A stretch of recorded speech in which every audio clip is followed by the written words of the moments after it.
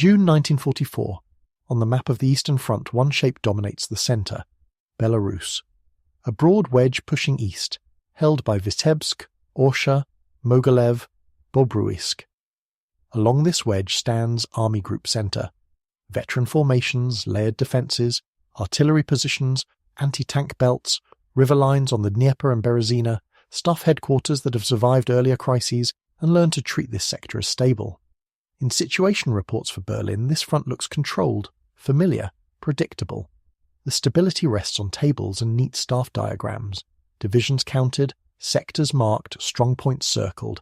Belarus appears as a shield in the middle of the front, a reliable barrier between the Red Army and the heart of occupied Europe. But every battalion, every gun, every tank in this shield depends on a narrow set of supply routes. A few main rail lines, a few hard roads, key bridges and junctions pulled through forests, marshes and river valleys.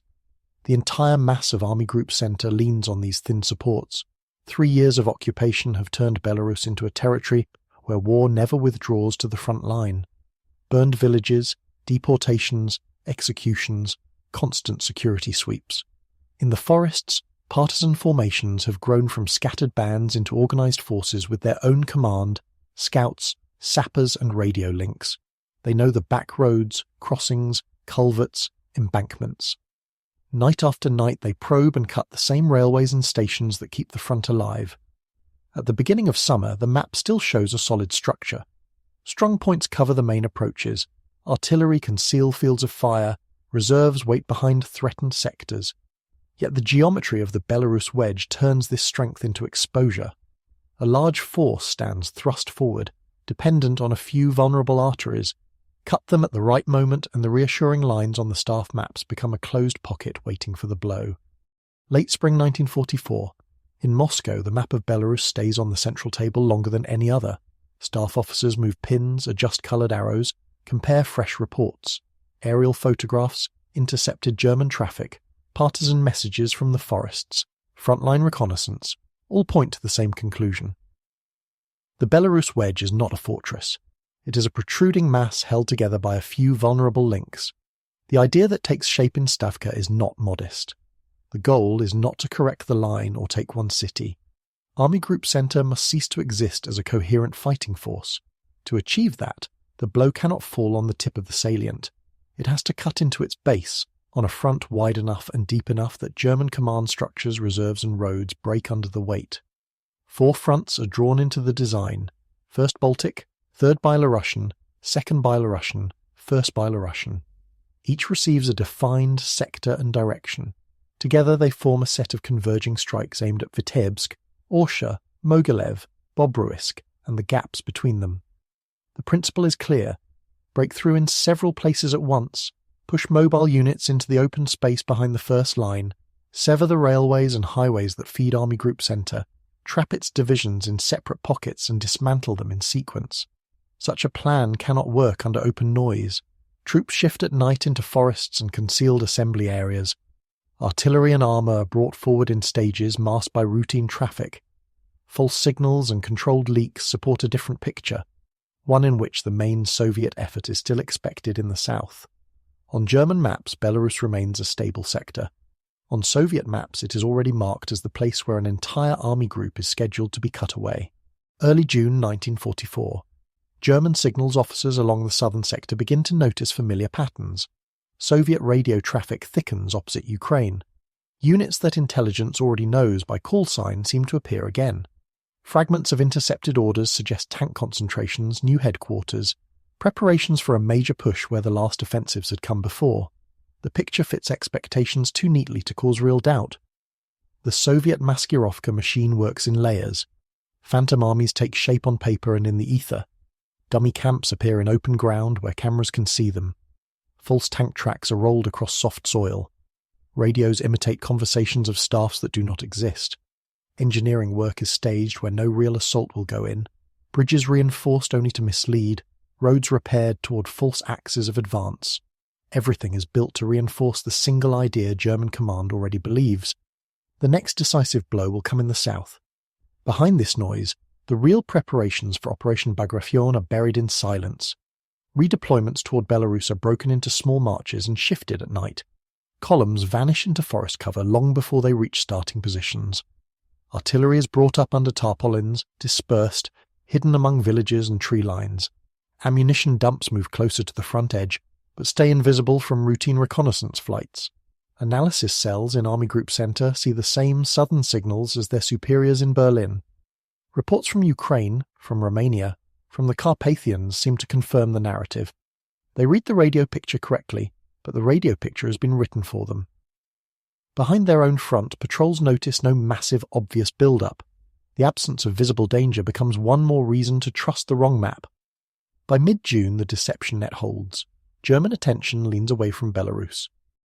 The wedge in the centre of the Eastern Front stands quiet, solid on paper, precisely as the planners in Moscow require in the final days before the strike.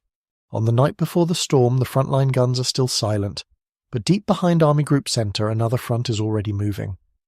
Belarusian forests hold thousands of men and women who have spent years learning how German supply works. They know that the strength of the Belarus wedge runs not through trenches, but along steel rails and wooden bridges. Schedules, sidings, depots, refueling points, all mapped, all tested in smaller raids. Now, for Operation Bagration, those scattered lessons are pulled together into one coordinated act. Orders go out through hidden radios and messengers. Targets are selected with care. Rail junctions where several lines meet. Bridges that carry the only direct route for fuel and ammunition. Stretches of track that are hard to repair fast because they cut across rivers or swamps. Demolition teams move out in small groups, walking for hours under cover of darkness. Charges that were brought in piece by piece over weeks come out of hiding. Shortly after midnight, explosions start to roll across occupied Belarus. Not one or two, not a local incident, but thousands of blasts along lines that feed Army Group Center. Rails twisted and torn away, sleepers shredded, culverts dropped, signal boxes burning. Communication wires go dead. Trains are halted, rerouted blindly, or left stranded in the dark between ruined sections. Dispatchers in German rear areas try to build a picture of what happened and find only gaps. This night is what German officers later call the rail war at its peak. For the partisans, it is the most open move they have made. For the Soviet fronts waiting to attack it is the signal that the arteries holding the wedge together are cut or bleeding. When morning comes, Army Group Center is still on its positions, but the movement behind it, the flow that kept it supplied and mobile, has been broken at the moment it is about to be tested most. Dawn, 23rd June 1944. The sky over Belarus is low and pale, heavy with cloud and smoke that has not yet risen. On German maps, the sector still looks routine. Patrols report nothing unusual. Supply officers are busy sorting out the confusion from the night rail disruptions, treating it as a large but local problem. In trenches and bunkers, soldiers prepare for another ordinary day of positional war. A few minutes before the planned hour, Soviet batteries open fire along a vast arc. Not scattered harassing shots, but a continuous wall of sound. Heavy guns work by prepared tables, smashing known strongpoints, command posts, communication hubs. Mortars and field guns comb through forward trenches and wire. The bombardment does not feel like the opening of a small local attack. It stretches so far in both directions that units of Army Group Center cannot see its edges. Soviet aircraft arrive as the guns are still firing.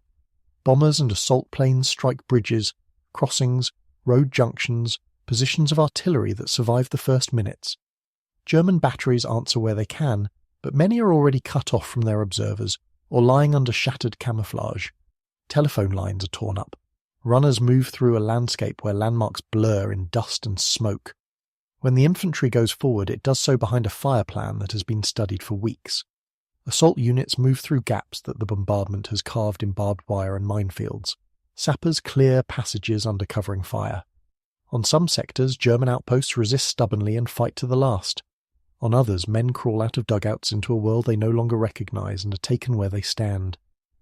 By the end of the first day, Army Group Center is not yet broken. Its forward regiments are still holding in places, counterattacks are attempted, reports still reach higher headquarters, but the impression of a fixed and stable front is gone. Everywhere along the Belarus sector, pressure is rising at once, and the same message begins to appear in German logs. The attack here is stronger and wider than expected.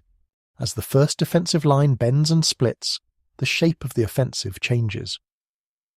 Operation Bagration is not built around slow-grinding assaults for every strong point. It is built to drive deep once a gap appears. Behind the assault, infantry weight tank and mechanized corps that have been held under strict control during the opening hours. They are not thrown in blindly. Staffs follow reports from forward battalions, watch where resistance stiffens and where it crumbles. As soon as a sector shows real fracture, orders move fast. Columns of armour roll out from woods and villages where they have been hidden, swing toward the breaches and push through before German reserves can settle. The principle of the deep operation is simple on paper. Do not waste heavy mobile forces on frontal fights with bunkers. Use the infantry, sappers and artillery to tear open corridors. Send tanks and mechanized infantry into the open ground behind the first line. Cut roads, seize crossings, overrun command posts, break signals battalions, roll past small isolated nests that can be left for following rifle units. In Belarus, the terrain complicates everything. Forests, rivers, marshes, poor roads. The same features that once made the wedge feel secure now work against its defenders.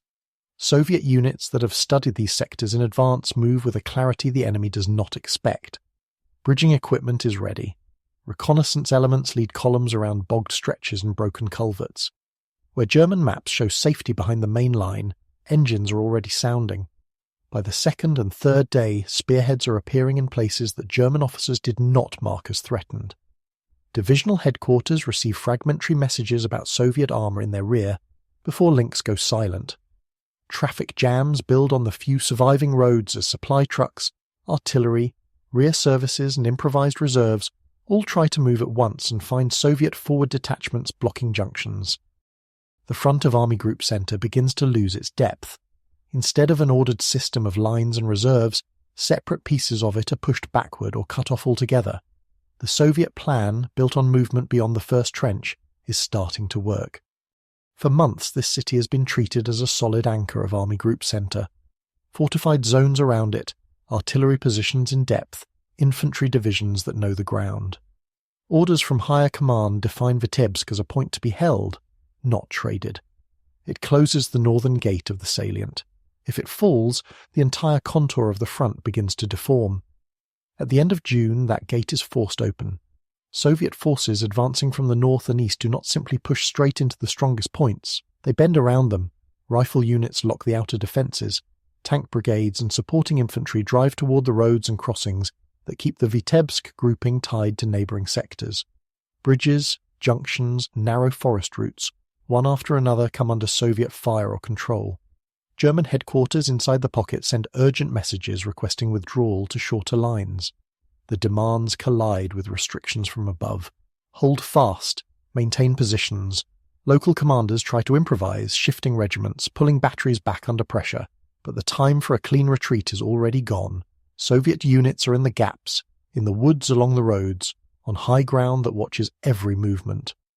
Within days, several German divisions find themselves surrounded west of the city. Columns attempting to break out run into prepared ambush lines, or artillery that has already ranged their routes. Vehicles are abandoned on narrow tracks blocked by wrecks. Groups that make it through once cannot repeat the attempt. The shape of the encirclement hardens. Vitebsk itself becomes less a fortress than a trap mouth. The fall of its outer defences no longer opens the front. It only confirms what has already happened. The northern segment of Army Group Centre has been cut out of the larger structure. What was drawn on maps as a secure hinge of the salient has turned into the first closed pocket of Operation Bagration, a warning of what awaits the rest of the wedge. For the German command, this sector rests on the belief that the terrain itself will fight for them. Marshes, flooded lowlands, poor roads, forests that slow any large movement. Defensive plans assume that a major armoured thrust here is unlikely. Strong points and artillery are placed to meet attacks along the better routes, along the expected axes. The Soviet command of the First Belarusian Front reads the ground differently. What German maps mark as protection is treated as cover. Reconnaissance units move through the wetlands, measuring every crossing, every patch of firm soil, every hidden approach. Bridges and corduroy roads begin to appear where the enemy does not look for them. Assault groups train to work in this landscape, to pull guns and vehicles across places where staffs on the other side consider heavy movement impossible. When Operation Bagration opens, Pressure around Bobruisk builds quickly. Soviet forces strike both north and south of the main city grouping. The initial German response follows established patterns. Hold the key positions, commit local reserves along the better roads, trust that the swampy flanks will slow any deeper encirclement. Reports from forward units that Soviet infantry and armour are pushing through the difficult ground sound less plausible than the plans drawn long before. In the next days the situation turns. Soviet spearheads that were written off as threats on bad terrain begin to appear behind German lines. They seize crossings on the Berezina, cut highways, hit supply columns that thought they were moving in the rear. The Bobruisk grouping finds its exits narrowing. Requests for timely withdrawal meet hesitation and delay. Orders to stand firm arrive as Soviet units are already forming a ring. By late June, the map has shifted. What was supposed to be a stable southern pillar of Army Group Centre hangs on broken routes and contested bridges. The forces around Bobruisk are no longer simply defending a sector. They are sliding toward encirclement, pressed by attacks that came through the ground their own planners had trusted most. When the ring around Bobruisk closes, German units receive late permission to break out to the west. Columns form in haste. What is left of the Ninth Army moves along a shrinking handful of roads toward the river. Trucks loaded with wounded, guns without full crews, tanks low on fuel, horse-drawn wagons, staff cars, all in the same stream. On maps, the Berezina looks like a line of escape to new positions. On the ground, it is a narrow choke point already under Soviet eyes. Soviet forces have read the direction of any breakout in advance. Forward detachments move fast to the crossings. Some bridges are taken intact by sudden rushes. Others are brought under direct fire. Artillery batteries register for the approaches. Assault aircraft begin to search the roads that lead to the river. The same terrain that protected the German flank a week earlier now traps their retreat into predictable corridors. Columns arrive at the eastern bank and find confusion instead of order. Military police try to sort units, give priority to armour and command vehicles, push foot columns aside. Rumours move faster than orders. Some men believe the bridge will hold, others that it will be lost within hours. Engines idle in long lines. Vehicles stand nose to tail, presenting a perfect target. The first serious Soviet strikes hit when the crossings are full. Shells fall into the packed traffic. One truck burns, then another. Horses panic, carts overturn, guns are dropped in the mud. Aircraft follow the rising smoke and rake the bridgeheads with machine gun and cannon fire. Attempts to restore order only deepen the jam. Drivers try to turn around and block those behind them. Some units abandon vehicles and attempt to cross on foot, clinging to crowded spans that sway under the weight. Where no bridges remain, desperate groups look for fords and rafts. Under fire, men and equipment are lost in the river. Communications break down. Higher headquarters lose track of which parts of the Ninth Army are still intact, and which have disappeared in the flood of wreckage and prisoners. By the end of these days, on the Berezina, the Bobruisk grouping has ceased to be an army in any organised sense. Scattered fragments make it out. Many do not. The southern pillar of Army Group Centre that was meant to hold the line has dissolved during its own attempt to escape. After Vitebsk and Bobruisk, the structure of Army Group Centre is torn. Between its fragments lie gaps that widen with every hour.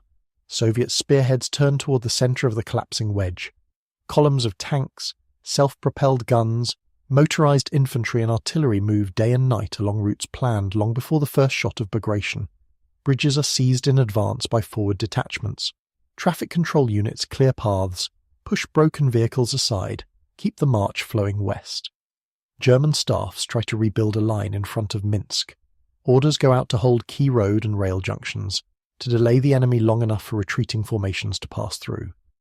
What arrives instead of coherent divisions are exhausted remnants, marching without full equipment, mixed units pulled from different commands.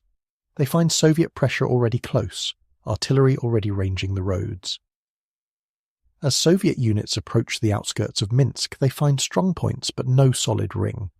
Some German positions resist stubbornly, firing until they are destroyed or surrounded. Other sectors fold quickly under concentrated attacks. The city, an important political and logistical centre, has been under occupation for 3 years. Now it is caught between confused retreat and fast-moving assault. The entry into Minsk is not a single dramatic moment, but a sequence. One formation breaks into eastern districts, another cuts the roads to the west, Others move north and south to close any exit. Street by street, intersections are taken under control. Columns of prisoners grow as isolated groups realize no organized withdrawal route remains. Soviet flags appear on administrative buildings. The last scattered shots die away. By 3rd July 1944, Minsk is in Soviet hands. For the advancing fronts, it is both a symbol and a marker. The capital of Soviet Belarus has been liberated. More than that, the fall of Minsk confirms what the maps now show clearly. The centre of Army Group Center has not simply moved back. It has been carved open, and a large part of it is trapped east of the city with no clear road left. In the days after the city falls, remnants of several German armies try to break west. What was once a continuous structure has split into clusters of divisions, regiments, and improvised battle groups. They move along forest roads and field tracks, avoiding main highways already under Soviet control. Columns are thinner than their reports suggest. Vehicles run low on fuel. Many guns are left behind after each skirmish. Soviet forces do not wait for these fragments to reorganize. Front headquarters mark likely escape corridors and send mobile groups to close them. Tank brigades, cavalry units, motorized infantry and artillery detachments form a loose net around the retreating masses. Roadblocks are set at crossings and bridges. Villages along key routes become firing positions rather than shelters. Air reconnaissance follows any dust cloud that looks like a marching column. Attempts to break out begin in multiple directions. Some German groups launch frontal assaults against Soviet roadblocks, hoping speed and concentration will punch a gap. Others try to slip through at night or use forest belts as cover. Each effort runs into a prepared response.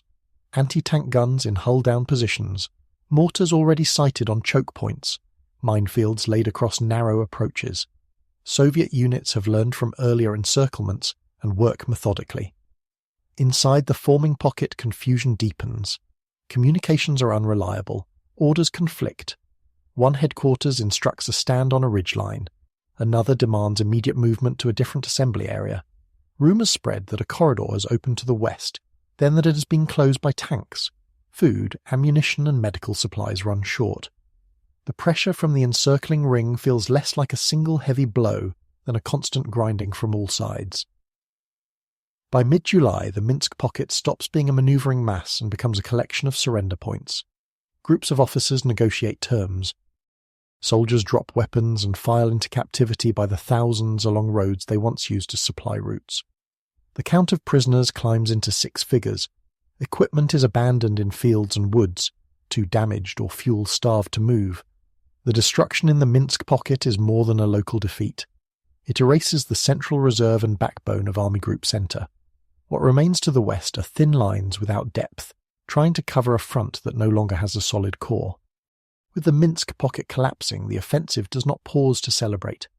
Soviet staffs understand that the broken state of Army Group Center offers only a brief window before new lines can be improvised.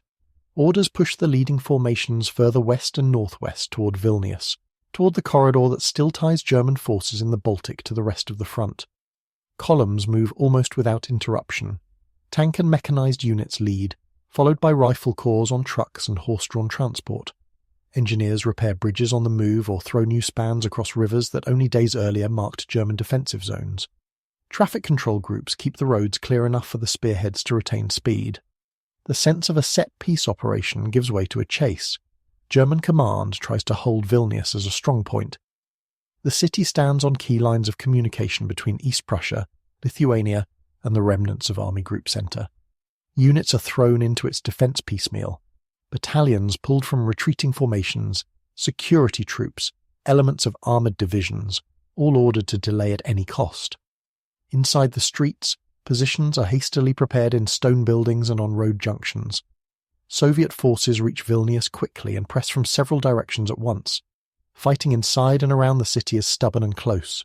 German units attempt to use the urban ground to trade time for space, to cover the withdrawal of others further west, but the same pattern repeats. While one group holds, Soviet mobile detachments curve around and cut the remaining rail and road links.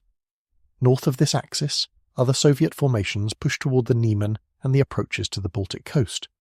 Their advance threatens to slice between the main German front and Army Group North. Each river crossing seized, each junction taken narrows the path left open. By mid-July, the map shows what the operation sought from the start. The way to the Baltic has been reached, and the connection between the northern German forces and the rest of the Eastern Front is hanging by a thread. The speed of Operation Bagration has left little time for the German command to reconstruct a coherent screen along the old frontier line. Units that might have held are already spent in previous battles or dissolved in pockets. What reaches the Bug and the approaches to Brest are mixed remnants. Staff officers with improvised companies, rear services pushed suddenly into frontline roles. For the Red Army, Brest is both a symbol and a junction. The fortress taken in the first days of the war now marks a gate in the opposite direction. Rail lines and highways converge here. Control of this node will shape how fast supplies and reinforcements can move toward the next barrier, the Vistula. Assault units approach without theatrical pause. Artillery is brought up, crossings are reconnoitred, and the pressure begins. The defence of Brest is determined but fragmented. German positions contest streets, embankments, isolated strongpoints. Some resist until they are burned out. Others withdraw under cover of smoke as soon as Soviet forces close.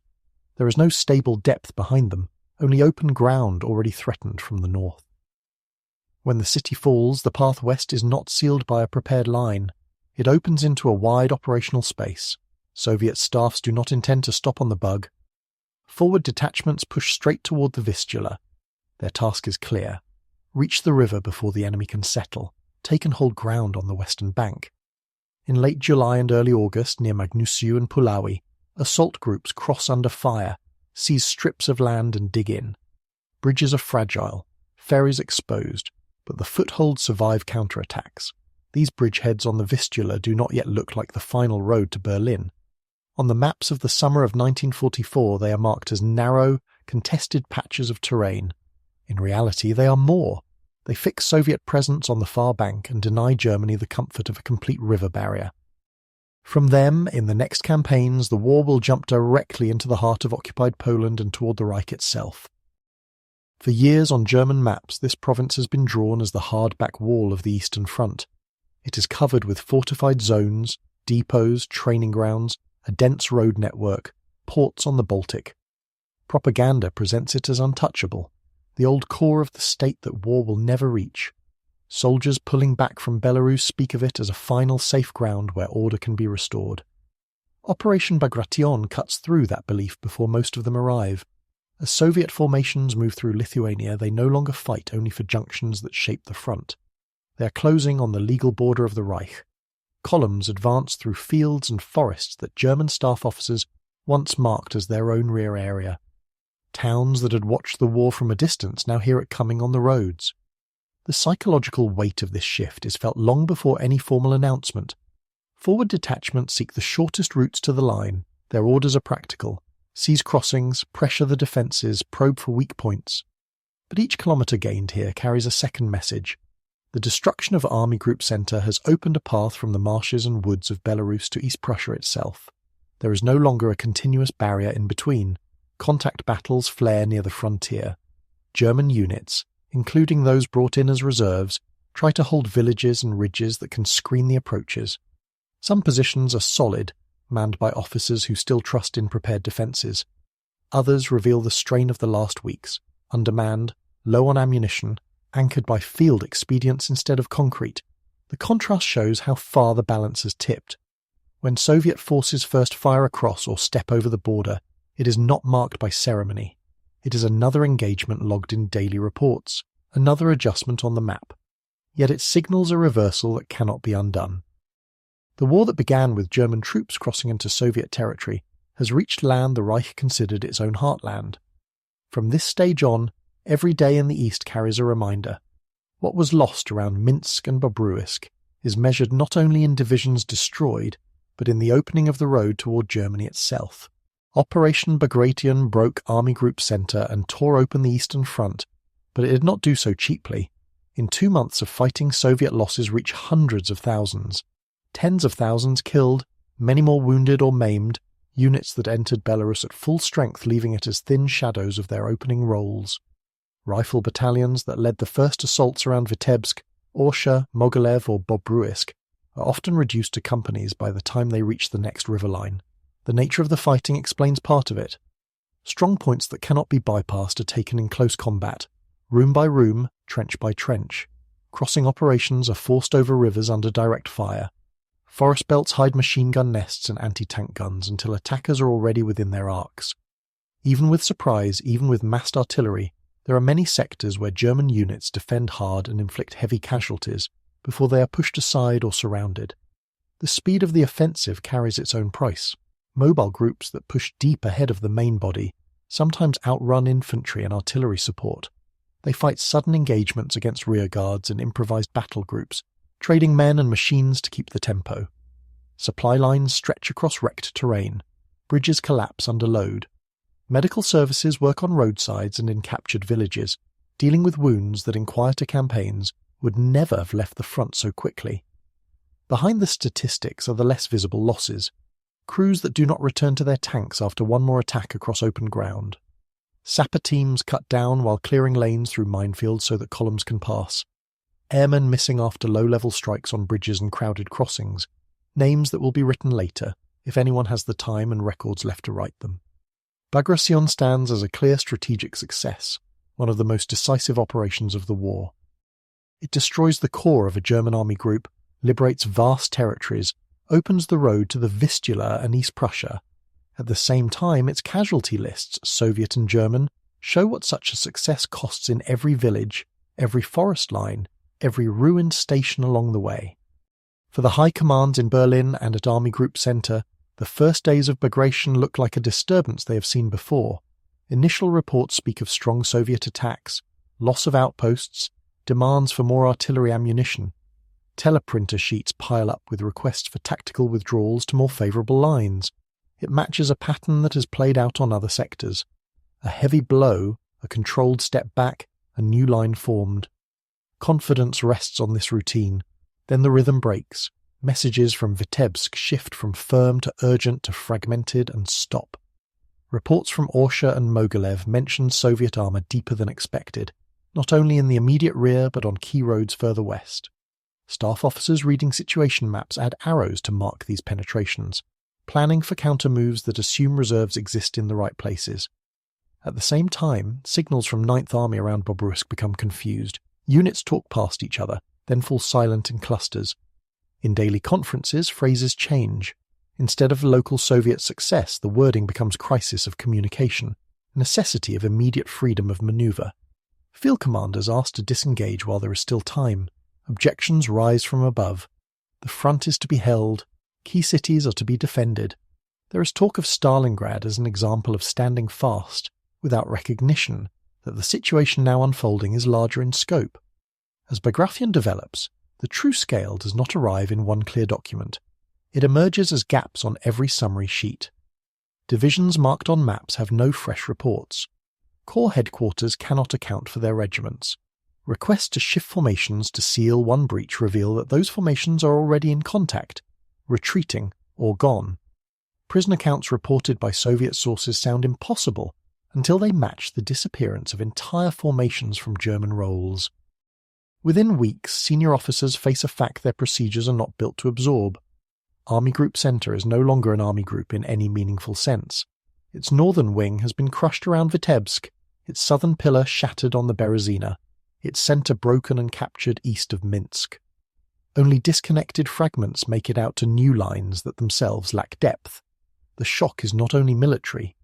For a command structure trained to believe in control, in calibrated withdrawals and elastic defense, the destruction of Army Group Center undercuts the assumption that the Eastern Front can be stabilized by will and orders alone. After Bagration, every new directive is written in the shadow of a loss that showed how quickly numbers on the map can vanish. Operation Bagration was not an anonymous storm. Its shape can be traced through the men who directed the four great axes of the attack. On the northern shoulder, the First Baltic Front under Ivan Bagration carried the task of cutting the upper ties of Army Group Center and reaching toward the routes that led to the Baltic. Bagration's staff worked with precision, turning steady, methodical pressure into breakthroughs that folded Vitebsk from above. His formations were used not as blunt mass alone, but as instruments to prise open the flank and open the way toward the northwestern exits. To the south of him, the 3rd Belarusian Front under Ivan Chernyakovsky drove on Orsha and the roads toward Minsk. Chernyakhovsky, one of the youngest front commanders, pushed his subordinates hard. Artillery, infantry and armour were concentrated to crack some of the strongest prepared positions on the Eastern Front. Once those lines split, his spearheads were among the first to move into the depth that German staffs had treated as safe. The Second Belarusian Front under Georgy Zakharov carried the central weight between these thrusts. Its work looked less dramatic on headlines but was critical. Zakharov's armies had to maintain pressure, prevent German units from disengaging cleanly, exploit openings without losing cohesion. Each day they advanced meant fewer formations available to form any stable line behind the collapsing front. On the southern wing, the First Belarusian Front under Konstantin Rokossovsky executed one of the most demanding roles. His forces had to break through around Bobruisk, use difficult ground that German command saw as protection, and then turn success into encirclement along the Berezina. Before the operation, he had argued for a two-pronged attack rather than a single axis, a plan that demanded more coordination but promised a deeper result. The events around Bobruisk and the subsequent destruction of the Ninth Army showed how fully that choice paid off. These commanders worked within a larger system that provided them with mass, intelligence, and clear objectives. At the same time, Bagration's course shows their ability to read terrain, time their blows and sustain an offensive that did not stall after the first line. The destruction of Army Group Centre was not only a question of numbers, it was also the product of front commands that for once had the initiative, the tools and the freedom to use both with effect. From 1941 onward, the occupation cut through towns and villages with a clear pattern. Jewish communities were destroyed in mass shootings and ghetto liquidations. Entire settlements were burned as reprisals for partisan activity or suspected resistance. Hostages were taken from streets and marketplaces posted with printed warnings and killed when rail lines or convoys were hit. Fields were stripped, livestock seized, labour conscription pulled people away toward Germany. For much of the civilian population, survival meant hiding, bargaining, or living under the permanent threat of sudden violence. Parallels with other occupied regions existed, but in Belarus the density of forests and the scale of brutality fed a different response. Men and women disappeared into the woods and did not come back alone. Partisan detachments grew around escaped prisoners of war, local activists, former soldiers. They built camps deep in difficult terrain, set up radios, received supplies by air, organised medical points and workshops. Over time, these were no longer scattered bands but structured formations, with brigades and sectors that mapped the land in their own way. German security operations tried to crush this movement with large sweeps. Villages suspected of aid were emptied or wiped out. Columns went into the forests with armour and aircraft support. They returned with claimed numbers of enemies killed that often included civilians and unarmed refugees. What they did not remove was the basic condition they had created. For many locals, the choice between collaboration, submission or resistance had already been made by what they had seen. When Operation Bagration began, the population in wide parts of Belarus did not meet it as a distant line of battle. Columns of Soviet troops moved through territories that had already been contested in the shadows. Partisan guides led units along safe paths, pointed out mined roads, identified local collaborators and remaining strongpoints. In many places, the advance and the internal war merged for a brief period into one movement. Liberation did not erase the losses. Burned villages remained burned. Families did not return. The physical landscape of Belarus at the end of the summer of 1944 showed both the success of Bagration and the cost paid long before the first artillery barrage of the operation. The end of German control closed one chapter. It left behind a country where the memory of occupation and resistance was built into every road, clearing and ruined foundation line the advancing armies passed. Stalingrad fixed itself in the world's mind as a single visible turning point. One city, one long struggle, a trapped German army forced to surrender in the ruins. Cameras, reports, speeches, all had one clear stage to point at. It showed that the Wehrmacht could be stopped and broken. A powerful image, clean in its outline. Operation Bagration worked on a different scale and left a different kind of scar. It did not destroy one field army in a pocket by the river. It took apart the central backbone of the German Eastern Front along more than 1,000 kilometres. divisions disappeared not around one city but along the entire depth of Belarus, at Vitebsk, Orsha, Mogilev, Bobruisk, on the Berezina, in the Minsk pocket, on the roads to Vilnius and Brest. The numbers tell their own story. In Stalingrad, one German army and its allies were encircled and lost. In Bagration, the core of Army Group Centre was wrecked. Dozens of divisions smashed, command structures dissolved, reserves exhausted, a gap open that the Reich never truly closed. In the wake of Bagration, the front did not shift by a line on the map. It jumped hundreds of kilometres west to the Vistula and the edge of East Prussia. Stalingrad showed that the German advance could be reversed. Bagration showed that the German capacity to hold the East as a coherent system had been broken. After Stalingrad, the Wehrmacht still built new defensive plans, still believed in managed retreats and hardened lines. After Bagration, those plans sat on top of a hollowed centre. Outside specialist circles, this difference is less visible. The story of one burning city is easier to carry than the story of a whole army group erased across forests, rivers and marshes. But for the summer of 1944, for the men writing situation reports in Berlin and Moscow, the meaning is clear. Bagration is not only another victory, it is the moment when the road to the end of the Reich opens in full view.